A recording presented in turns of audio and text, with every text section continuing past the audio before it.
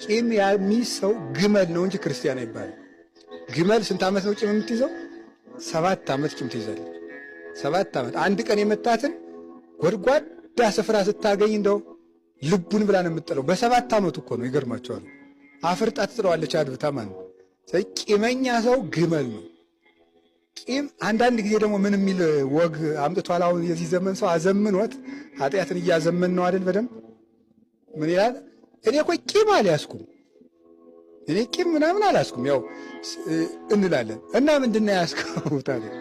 እኔ እኮ ቂም ይዤ ምናምን አይደለም። እና ምንድን ነው ሲባል ያው በቃ እንግዲህ አብረን መኖር ካቃተን ያው ራቅ ብለን እንቀጥል ነው እንጂ እኔ ቂም አልያዝኩም እንላለን። እሱ እኮ ነው ቂም ማለት። ቂም ማለት ምንድን ነው መሰላችሁ? ቂም ማለት መቀየም ማለት ነው። መቀየም ማለት ምንድን ነው?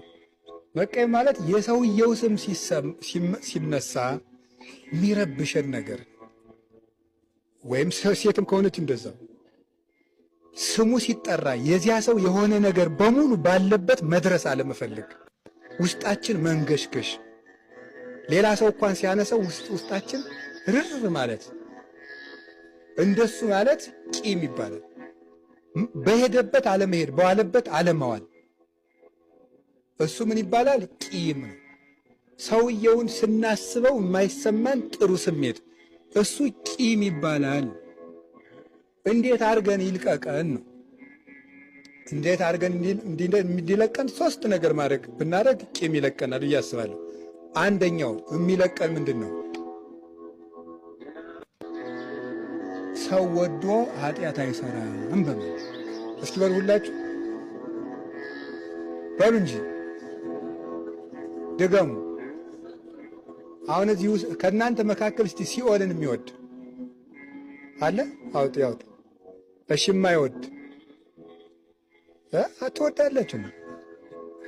አውጡ እንጂ የማይወድ ሲኦልን የማይወድ በጣም ጥሩ። እሺ ከእናንተ መካከል ኃጢአት ሰርቶ የማያውቅ እሺ ሰርቶ የሚያውቅ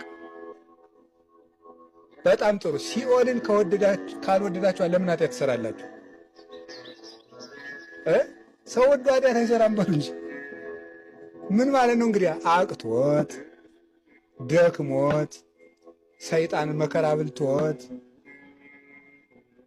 ዕውቀት የሌለው ሆኖ ገና በቅድስና ያላደገ ሆኖ በአስተዳደግ ብዙ ነገር ተደርቶበት መጥቶ እንደዚህ ሰው ተፈታኝ ስለሆነ የሚፈተን ስጋ ስላለው ራስ ወዳድነት ስላለበት